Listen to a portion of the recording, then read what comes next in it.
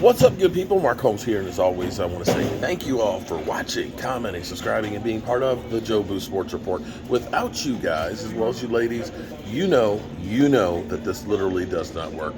Hope everybody's having a great Saturday night. You know, tomorrow we play the Texans, a game that we need to go ahead and stomp the Texans. That's right, Eastside. Sorry, nothing personal, but you're not marrying my daughter. You're not marrying my daughter, and the Texans aren't going to get a win. Okay? Just hate to, I know it's Christmas season, but that's just the way it is.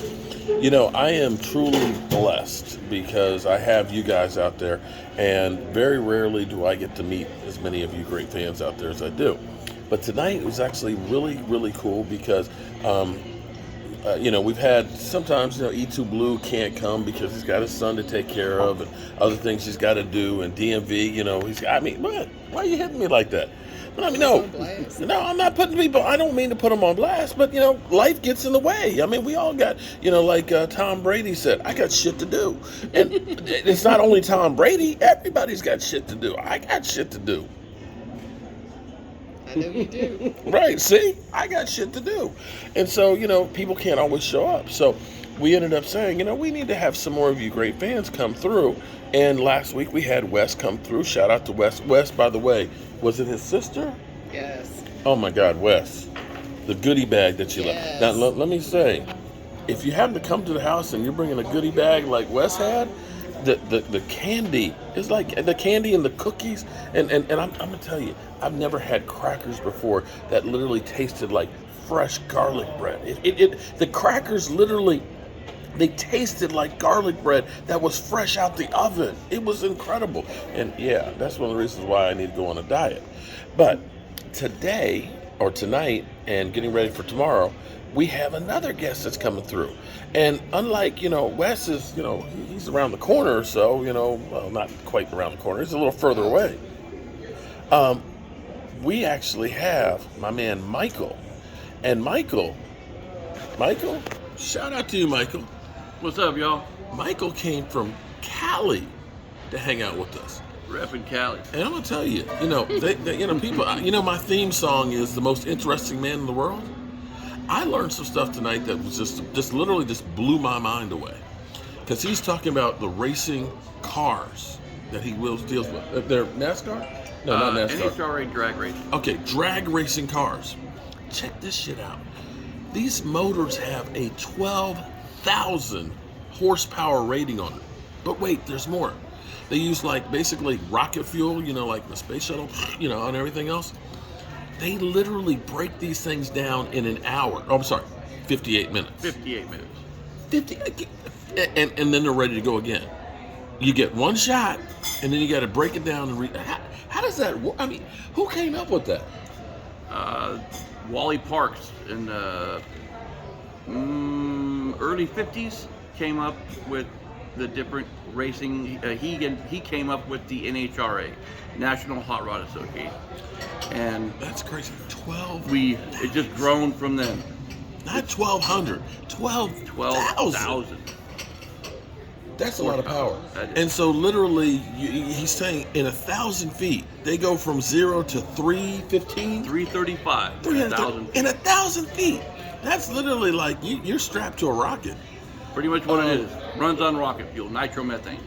That's some scary stuff. I guess, you know, you literally have nerves of steel if you're driving one of those things. Oh, you got to have either nerves of steel or a testicular fortitude to get in there, because that's a lot of power. Yeah, you strapped to a rocket, you better be ready to roll. That's right. So, that's right. in other words, okay, read between the lines. You got balls. You got okay? You got balls. You got to sack up. Look, he's like, I'm in mixed company here, so I want to keep it kind of clean. I'm trying. All right, but in other words, you got balls to do that. That's right. But Wes, you know, I didn't ask you, how did you become a Cowboy fan? When I was 6 years old, living in Pomona, California with my grandparents, we would always on Sundays sit around and watch football. Well, when my grandfather realized it was Cowboy Day, we would sit and watch Cowboys. So it was just a natural thing that I did with my grandparents from an early age, and it's led me to this. And so you have no problem being not from Dallas and being a Cowboy fan? No. Because, see, a lot of people look, oh, you're not from Dallas. You're not a real Cowboy fan. And I get that every time. Look, I grew up here in the D.C. area, okay? Back when, and in high school, this is when the Washington Redskins were winning Super Bowls. The Cowboys, we were, that was the tail end of the Tom Landry years. And it was rough because everybody knew that my dad and me were Cowboy fans. And so we were getting ridden every single weekend. I dare say, being a Cowboy fan that's not from Texas. I mean, think about if you're a Cowboy fan that lives in Philadelphia right now. Oh. I mean, seriously. Like Brian is like, I live about 30 minutes outside of the city. So think about that. If you're not telling me that you're not risking your life to be a Cowboy fan. In Philly? In Philly? Oh. Yeah. I mean, Forget it. Here, I'm sorry, the Commanders, left hand up. And like, I think Rhonda said they should try using the right hand. Rhonda's my girl right there. Rhonda's like, they should try using the right hand instead of the left hand. But be that as it may, in Washington fans, this area is so transit now that you don't get any real hardcore. This is how bad it was. I had Brian Green here with us, and we were literally walking, and Randy Seitz. We were walking down Cowboy Washington Week in the middle of D.C. wearing Cowboys gear. Oh, Lord. And we only saw another guy wearing Cowboys gear. It was like, where's the Washington fan? What? Sounds like Cowboys are repping more than the Washington fans were. Yeah. But here's what's cool for me is, I do YouTube. You guys see everything in my life and all that, from, my worst to my best, covered with dust and in the dirt and everything else. I very rarely get to meet and get to know you guys, and this has been a treat for me to actually get to know Wes, coming out here. Because when we put out, I'm sorry, again, I'm a name butcher. Wes, I'm hoping you're coming tomorrow with some more candy. That's what it was. I was thinking about the cookies and the candy. I'm sorry, but Michael coming through and getting to meet him and learn about a 1,200 horsepower motor. It's like I never heard of anything that powerful. But getting to meet you guys and all that has been it's a treat, and I hope to be able to do that more. So give me your analysis of what's going to happen tomorrow for the Texans. Oh, for the Texans. Oh, pain. That's a pain.